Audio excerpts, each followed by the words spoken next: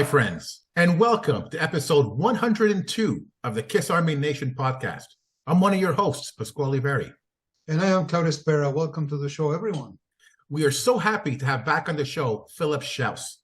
The last time we spoke was way back on episode 38 when we discussed Carr Jam 21 with Jesper Lindgren. Going back even further to episode 25, we discussed his bands, the Rock and Roll Residency, the Talisman, playing with Gene Simmons and Ace Frehley, and of course, his tour with Accept. Well, add another band to his long list of accomplishments. Phil, along with Ryan Spencer Cook and Jeremy Asbrock, have formed a new group called Rock City Machine Company. Here to discuss this group is, of course, Philip Shouse. Welcome back to the show, my friend. Yay. Welcome back. Thanks for having me. Welcome back hosting me. You are always welcome here. Oh, yeah. When was the last time that we spoke? Was it 2021? What year was it? Episode 2038? It was almost a year ago. 2021. Yeah. It was over a year ago. Okay. Yeah, okay, gotcha. Okay. Definitely. Well, nice. Good to see you guys again and thawed out, hopefully, from the ice storm. Oh, yeah. Yeah, it was tough, but we survived. So it's so nice to have you back, Phil. And let me, before we get into the interview and share with us, the latest and greatest. So how's your motorhome life going on now? It was a very big adjustment, which is still kind of going. I'm sure it will be ongoing, but I'm really liking it. I haven't gotten to really take off like I'd wanted to. I'd planned on just hitting the road and taking off. I've had to stick close to Nashville because of some work, which is always welcome. But yeah, I'm looking forward to the day where I can actually just kind of take off and go for a ways. But yeah, it's a lot of fun. Beautiful, man. It's lovely. Phil, of course, the main focus of this episode is going to be your new band, the Rock City Machine Company, or RCMC. Yep. But before we do that, we would like to catch up our listeners to what you have been doing since last time we spoke. After the release of Carr Jam 21, what was the general response from the fans? The fans really, really loved it. I heard all positive feedback from not only the recordings, but also from the packaging. If you guys got one, the vinyl, it came with it was packaged like a Kiss record. It came with all this like extra buttons and cards and all this extra stuff.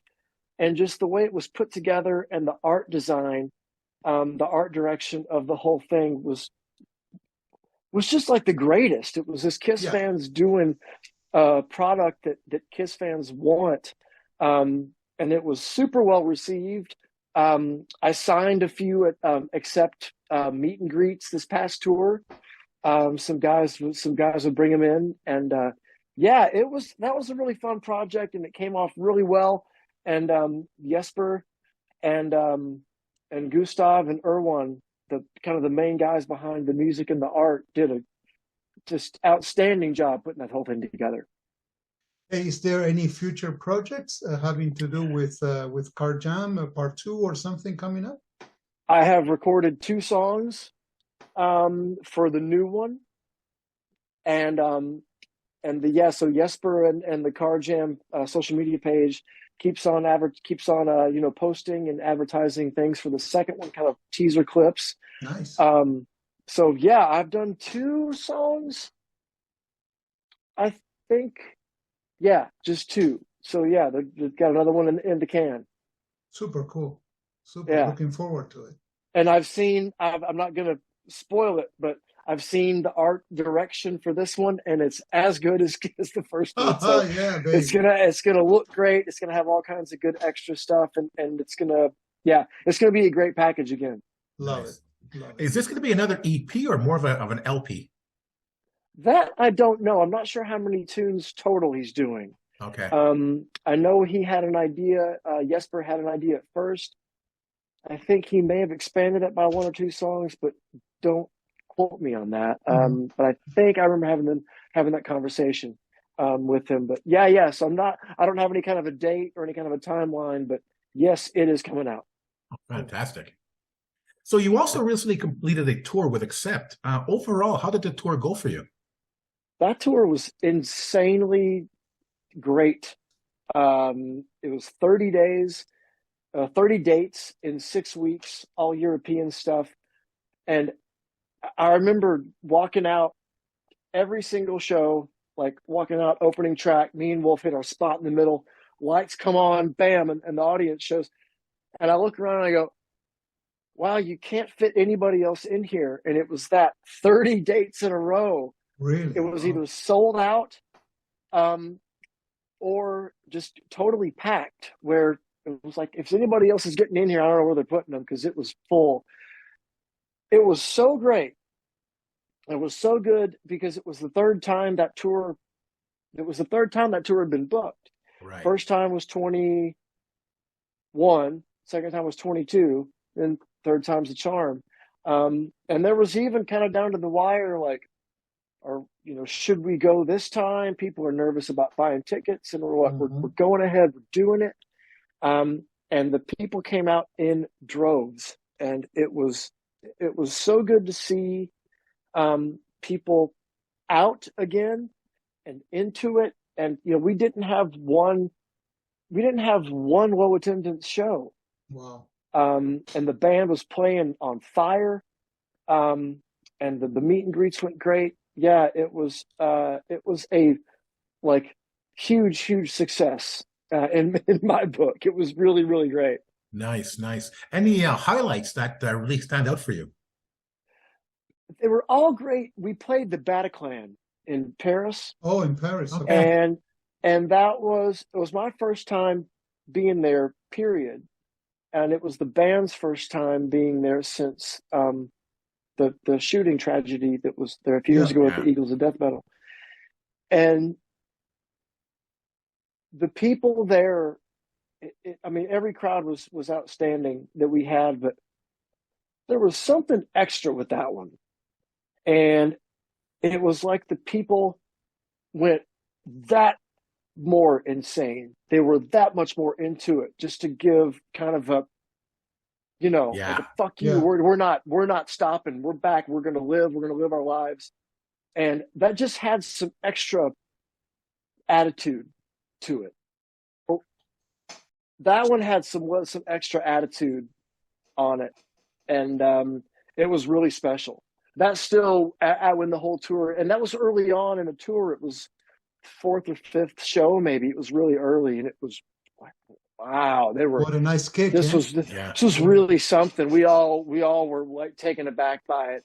We all felt it, and the tour went on again. The whole tour went great, but that one just had some extra weight to it. And I attribute it to that. Just the people, the Parisians were just refusing to let that get them down, and were that much more into it. Mm-hmm. Super cool.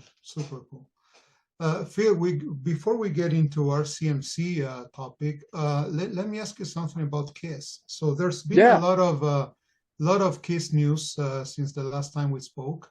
And predominantly, the news on the final show taking place at MSG on December 1st and the 2nd. Yep. So what are your thoughts on the final shows? Do you really think this is the end? And what future do you see for Kiss after December the 2nd? That's a good question. I don't know if it's going to be the end or not, because they've kind of left it open. No, I don't think they're going to tour again. I think that's actually that's really going to be done. Now, whether or not they do like a one-off corporate gig for $1 gajillion or maybe a Vegas residency, maybe not. I don't. It's hard to say, but I don't know. I'm hesitant to say that there's never going to be another Kiss show in some form. Right. With at least Gene and Paul involved, Exactly. Maybe one-off, here and there. Yeah. Yeah. And, we were wondering with Pask, when we were thinking about the questions for the interview, I don't know if it applies or not, but is this what prompted the formation of a Rock City Machine Company? Is this your future after Kiss? No, people always asked us about an original project and if the three of us did original things, and we always like, well, no, and we always thought it'd be cool to do something, and it was just a combination of being asked about it and us kind of wanting to do it. And Craig Lindsley, our friend that runs Lindsley Records, that put out the Rockology, Eric Carr Rockology, and he put out the first Scream record, and he put out Ryan's Hair of the Dog vinyl reissue too. He said, if you guys put something together, I'll put it out. Okay. There you go. Okay, well, okay. Then we'll do it. And the three of us got together with Marty Fredrickson, who's I think a longtime friend of Ryan's, and now we all know him too. So we got together and wrote everything with Marty, and Marty produced it, and we came up with like a pretty damn good rock and roll record. We ended up writing 7 original songs on it and 1 cover, yeah. So it was just a combination of all of those things and somebody actually going, yeah, I'll put it out. Yeah, so the right time. We had a direction to go and knew the people that could help us get it done. Super. So what do you feel is like the root of the band musically? It really sounds, if I'm, probably the viewers of your show and you guys know us and know what we kind of like, it sounds like you think it'd sound. Kind of, really. It's no surprises. There's no chamber music or anything on it. It's rock and roll like you think that the three of us would make, really. And it's hard driving, good riffs in it, catchy stuff, and that's it's a fun record to listen to. It sounds great because with Marty at the helm, Marty's got a track record, a good track record, a mile long and stuff he's done. So It was a thrill being able to write with that guy and sit in there with him producing you. It was really a privilege. But yeah, people are gonna like it. It's all the stuff that we like. It's Kiss, Van Halen, AC/DC, that kind of thing. Okay. No surprises. Some Aerosmith in there. Oh, sounds cool. A little bit of everything. Yeah, all the good stuff that we all like. So you make it sound easy. Like someone asks you, "Hey, why don't you put a band together?" Okay, let's do it. It couldn't have been that easy. True. What went into the formation of the band? Well, we had 3/4 of the band already there, so we got three of the guys. And the drummer on the record is Evan Christopher. He's Marty's son, and he's just fantastic. And he played great. He was also the engineer. He did some engineering on the album as well. Oh. Great kid. I can call him a kid because he's in his 20s. But he's a fantastic musician and a guy, really great guy. Now, as far as like in the band consists of the three of us. And just because, it was always the three of us with Gene, and then with Ace, it was just a different drummer. So we wanted to kind of keep, and the three of us were kind of, always together a lot and did a lot of extra stuff anyway together. So that was the easy part was the three of us. And everything else just kind of fell in line. The timing worked out. And it all kind of came together. I mean, from my end, it came together pretty easily. Now, if you ask Ryan Ryan's been the one that's been getting all the stuff ready for the vinyl pressing and getting all this stuff and getting the song on the NASCAR commercial. That's Ryan's doing. So he might have a different answer than me. He's been working really hard on it, but he's done great, and he's already pulled off some really cool stuff out of the gate with just that first song. It's exciting. Yeah. Well, you touched on the first song. You gave us a teaser of the first single. Can't Stop the Train. So is it fair to say that this song is actually what defines the band? And yes, no, what do you think?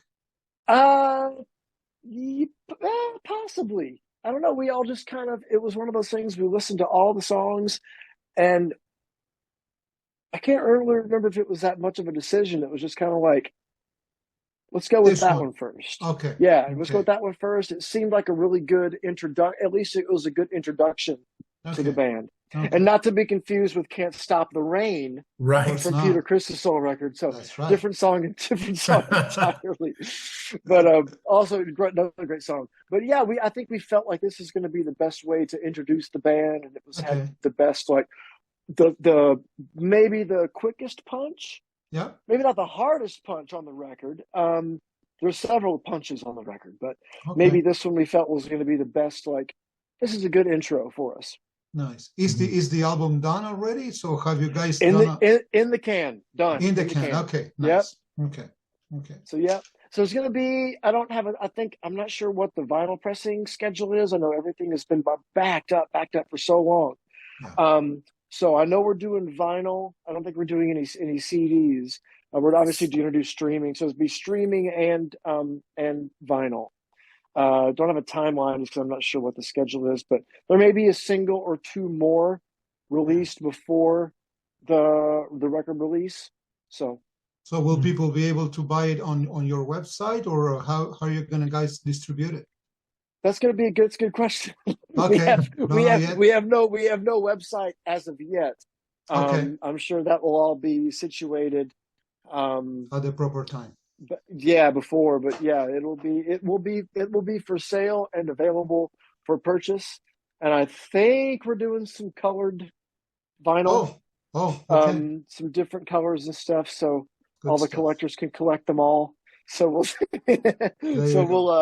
we'll see. But yeah, I'm looking forward to putting the needle down on it, and even the files, the ones and zeros sound really good. So I'm excited to hear the vinyl pressing. Super cool. I've always said it.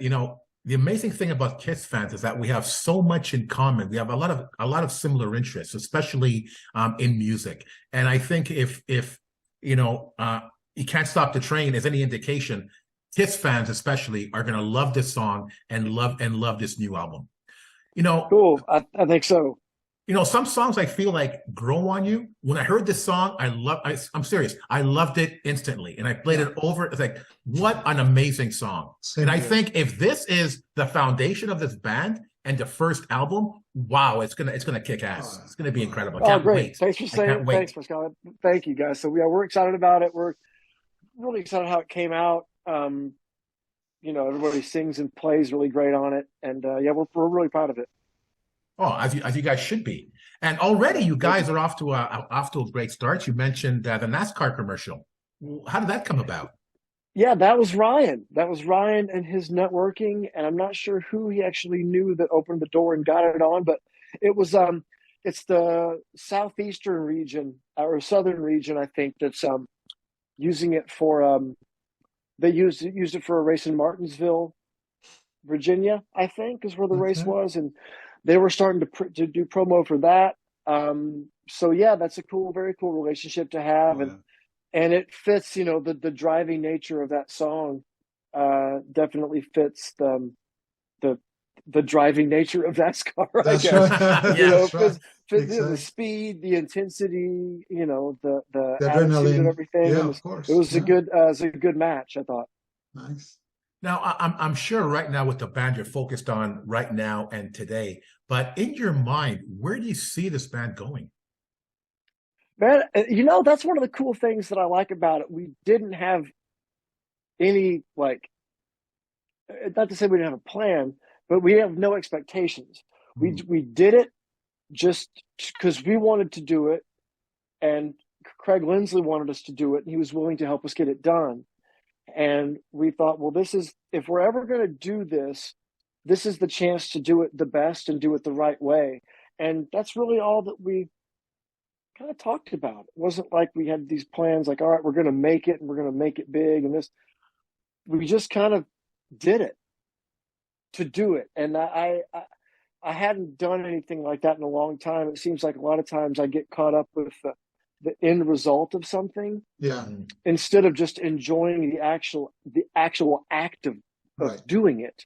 Right. And it was so much fun because I hadn't done that in so long. Because I mean, I play covers for a living, and so to get into a writing room, even if it's on Zoom with Ryan, Jeremy, and Marty, and sit there and work on ideas, and then to take those ideas and go into an actual studio with the actual Marty Fredrickson and sit there and work on it and polish it and microscope it and make it as good as we possibly could do it. I didn't care. At that point, it's like, well, I don't care if it comes out. This is just so much fun to do, because I hadn't done it in so long. And that's, when you start this thing, or at least when I started this thing, it was to be in a band, and I was in a lot of bands, and we all wrote and we all practiced every day and did that thing. It's the stuff that you can do when you're in your early 20s. You have the time and you have the, insane focus and drive to do that. That was a long time ago. But it was a lot of fun, and it may have not been the same exact situation, but it was fun to kind of get back into it at this point in my life, when I never really thought I would get to do that again. And so for me, it was just really enjoying. This whole project is about enjoying that process because I enjoyed it so much. It's really refreshing to hear that you're actually doing this for the music and the creative aspect of it, not about, like you said, are we going to make it and let's be bigger than Kiss? No, you're doing it because you enjoy doing it. It's fantastic to hear.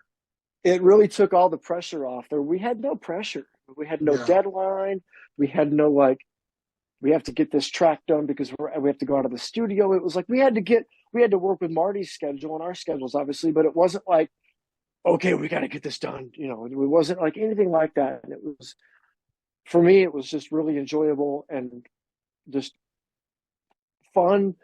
It was fun for music's sake, just because of creating it, and it was a lot of fun to do that again.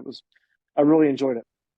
And I also believe that I don't know if there's a direct link, but what happened to us, with the pandemic, put everything into perspective. So now it's all about, enjoying every minute of it. It's, you're getting on something, no need to rush, just enjoy the moment, being with friends, playing music. I think everything changed, since the pandemic. That's my absolutely. Take. It really did. And the seeds of this idea kind of started in the pandemic because once things got a little looser, during 2020 when it wasn't completely locked up. Craig, who is a doctor, Craig Lindsley, the head of Lindsley Records, he's actually the head of the neuroscience drug lab at Vanderbilt University Medical Department. So he's a doctor, PhD. And so he was having these small get-togethers of all of his doctor friends at his house, and they like to drink good whiskey and stuff. And he would have Jeremy and Ryan and I come over and play acoustic. No. So, and it was, of course, he's a major Kiss fan with tons of Kiss stuff. I mean, he's got a great collection. And that's how we met him, was at a Gene show. And he lives here. And so we'd go play these parties and, these small get-togethers at Craig's house. And that's where it kind of started, was that. And, we'd go over, once every month or 2 months and play these parties. And that's where the conversations kind of began, was there and then. So Phil, I gotta confess that, I was so happy when we got the confirmation from you that you were going to be part of the show. It's not a coincidence that you've been with us for 3 times now. So, there's so much to talk about. You have so many ongoing projects, and, your energy, it's so amazing. But, let me just ask you something. Now that you basically R.C.M.C. has formed, what does it mean for your other previous projects? So is there a possibility that you guys may still play with Ace and Gene, and what happens to Accept? Yeah, the guys are still with Ace. If Gene calls and it fits in my schedule, and I can do the Gene shows. I'd love to do some more Gene shows when Kiss is done, because that'll be, if we do any more shows, it'll be after they're done. Mm-hmm. And as far as that, and except after we're headed to South America on Friday, except is, and until the end of the month, and then we're off for kind of a while, and I'm playing with a guy, Rodney Atkins, that I played with years ago. I played with him for like 6 years, a bigger country artist out of Nashville. So I'm back with Rodney for pretty much like the remainder of the year. Okay.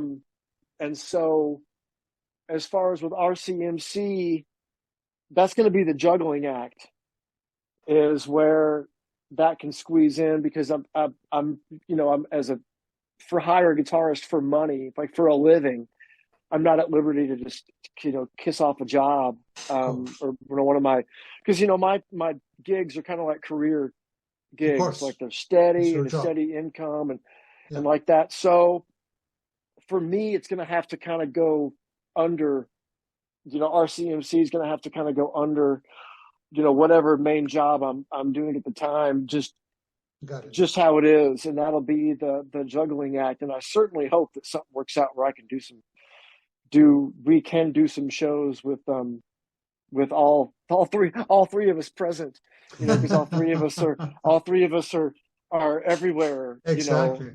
Different schedules and things like that. So I really hope that we can do at least a few, Yeah. Was that always part of the plan for you guys to go out on tour with the new band, or is it just hopefully it will happen? Yeah, for me, I had no expectations. I had none. It was just like, man, if we get to do a record with these people, and I get to make a record with my friends, and we get to do it, and Marty included in that, and Marty's producing it, and it actually comes out on vinyl, and people can buy it, I'm good. Of course. I mean, that was like just having it actually released on something. Craig is so cool to have lined all this stuff up for us, and made it all possible. It's just I'm just tickled pink that it's coming out. I kind of stopped there. I figured that we would, whenever it comes out, we'll do like a release show or do at least a couple to kick off the thing. But that's where I kind of stopped, like, looking into the future with it. I was just kind of enjoying it so much, and just so happy that the three of us are going to have an original project that we all helped create. And that was my number one thing. Super cool. You just got me worried when you said about possibly having colored vinyl, which means that I'm going to have to buy them all. It's like, absolutely. Exactly. For collectors. Oh, man. We learned a few things while we were out with a certain person about marketing. So yeah. We'll throw a couple new ones out there and see how it goes. But we can't wait. We're all just thrilled about it. Oh, I can't wait myself. It's going to be awesome. So can you also give us a little update on Ryan and Jeremy? How are they doing? What are they up to? Doing great. I haven't got to actually lay my eyes on them in a really, really long time. I think the last time might have been one of the Kiss auctions where we were all selling our Kiss stuff. Right. Maybe that was the last time, actually. That was before I went to on tour. When was that? Yeah, that was man. No, I know they have that because they haven't seen my new house yet. So yeah, they're doing great. We catch up. I was chatting with Ryan today. I hope to see him sometime soon. Your bandmates. But yeah, it's pretty crazy. We're all everywhere at once in all different places. It's different being in rock and roll today than it was back in the 70s. It's a whole different ball game today. It is. It really is. I mean, with Accept, we've got a guy in New Jersey and a guy in Frankfurt, Germany. Yeah. Oh my God! Look at that. Even so, I mean, we're spread around the globe. And you also have more projects under your wing, right? You also announced your signature guitar strap from Fairfield Guitar Company. What can you tell us about that? Yeah. So that's really exciting. That's kind of a thrill for me. So Louis Costa, who is the owner and the main dude over at Frank Fairfield Guitar Company. I knew him. I bought a couple straps from him previously, and we became, started chatting on Instagram. We became friends pretty much immediately, and got to meet him in person in New York City when Accept played New York City. And at that point, he told me that he was looking to work with some people that he had talked with, some other guitar players, and make some signature guitar straps if I'd be interested, which of course I was thrilled that he asked me to do that. That's a very cool deal. And so we started working together on the design, and I kind of the influences of mine were, if you haven't seen the pictures of it, it's a black leather strap, and it's got rings on it. Now the rings come from Dwayne Allman's guitar strap. Dwayne had a brown leather guitar strap with a big like bull ring that kind of held the strap together. Now mine doesn't have the same function as that, but that's where the ring ideas came from. And mine also has these little kind of rectangles or squares of chrome on it. That came from, believe it or not, John Lennon's guitar strap from 1965. Oh, wow. If you look back at Beatles 65 tour photos and videos, John had what's the name of it is a Vox Python guitar strap. And it's a really heavy metal looking guitar strap in 1965. Wow. It's black leather, and it had these chrome things all down the padded part of it. I thought that was the coolest strap. I know you guys know I'm a Beatles obsesso.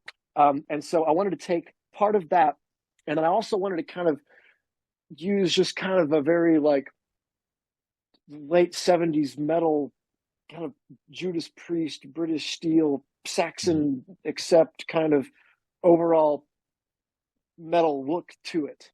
And I drew a very horrible drawing of my idea of the strap, and Lewis and his team turned it into what you have seen on Facebook, and it's really, really excited. He sent me the prototypes, and not only do they look great, they're extremely comfortable. Okay. Last week we were pulling 10 to 12 hour rehearsal days doing the new Rodney Atkins show. And I had not only the strap on for that long, but on a Gibson Les Paul guitar, Which is heavy, which can be quite heavy, and not a tinge of pain or discomfort. So these are very great looking straps, very comfortable, and they are available for pre-order, and they're very, very, very competitively priced as well. So for what you're getting, it's a really good price. And when are they officially coming out? I think in June. Okay. Is when they're going to ship, but you can go to Fairfield Guitar Company on Instagram or Facebook, or if you're friends with me on there, I've posted it, so you can click on the link that I posted. It'll take you to my strap, and you can order it there. So shipping I think in early June. So yeah, I'm really excited about that. Very, very cool. Right. Super. And Phil, speaking of merch, any RCMC merch in the works? Anything that you can talk about? You know us, man. We're gonna have some stuff, definitely. Okay. We're definitely planning. I've seen a couple really great logos floating around, and some great artwork by a few different people. So yeah, you know us. We're gonna have the merch. There you go. Yeah, nice. Again, we learned from the best, so we're definitely gonna have some merch. Oh, Gene knows his fans. Yes, he does. Yes, he does. So, Phil, one final question before we wrap up the show. Now, obviously, there's a lot of news about your new band that's really making the rounds in the KISS community. What would you like to say to the KISS Army about your new band? I don't want to just thank all the global KISS Army for all of their support from the very first Gene Simmons show that we played together. The love and support that the KISS fans have shown us it's been fantastic, and the cool thing is we've gotten to know so many of y'all personally now, and become like friends, like personal friends, met on cruises many times and done many podcast shows like yourselves. And, I consider you guys in that group. And just, because we didn't know how it was going to go, because we just didn't know if we were going to get killed by the fans or what, how sometimes things get. And we were pleasantly surprised and still are so grateful for all the support that we've gotten from day one. So we really, really love the KISS Army. We're members of the KISS Army and we love the KISS Army. So yeah, just really, really very, very thankful for everything from them. And the KISS Army loves you indeed. All three of you guys, you're part of the family. So no doubt about that. Just on my side, some closing remarks, Phil. It's so refreshing and it's always so nice to see you, man. So it makes me so happy. Guys, likewise. It makes me really happy, to be here with you and fully energized. You guys, you keep rock alive. Your energy, you're positive. It's always so cool to see you. So thank you for your time. Thank you so much. Thanks, guys. It's getting a bit more exhausting at my age now, but we're all doing the best that we can, I guess. So.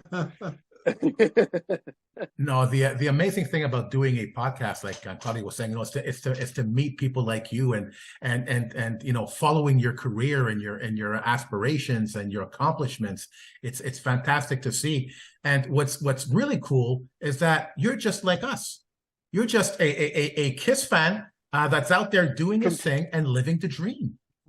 Completely. We are, on stage, we are you guys. Like we're the same fans. We grew up just like you guys did, loving these guys. And so it's a bit, it's still like a bit crazy to look back at how it worked, but now it seems like, it's just how things happened for us. And we're great. And I know I speak for the guys that we're so grateful for the chance to get to play with who we've gotten to play with. And I can also speak for the guys when I say that we're also thankful for the support and getting to do all the cool shows like yours and meet everybody and become actual personal friends with a lot of the fans out there. And we think the world of everybody, and we're so thankful for it. And it's nice to be liked. So we're very grateful for everybody's support, and all of us are. You deserve, man. You deserve all the best. No, thank you. Thank you so much. No, and anytime you need to come back on the show, we're there to support you. We're there to back you up. We're there to speak on your behalf. Anytime, you're always welcome here. Thanks very much. Well, maybe if I make it up to Montreal, if I make it up in my RV, I'll co-host a show with you guys. Oh, yes. Hey, that sounds fantastic. we'll get Ryan and Jeremy on the show, and I'll co-host with you guys. Well, there you go. That would be amazing. That would be amazing. Deal. All right, well, that's a deal. I'll let you guys thaw out a bit, and I'll make my way up there. Looking forward to it. Thanks again, Phil. Thanks, you guys. Always good to see you guys. Thank you very much. Thank you, man. It's been a pleasure. To the KISS Army, we hope you enjoyed this episode. If you have any questions, comments, or ideas, please send them to talktome@kissarmynationpodcast.com. Until the next time, remember, never stop rocking. Take care, everyone. If you enjoyed this episode, like and subscribe on YouTube or follow us on Spotify, Automatic, iHeartRadio, or wherever you listen to podcasts. Don't forget to make yourself heard. Leave us a comment on Facebook, Twitter, or Instagram. See you all soon, KISS Army.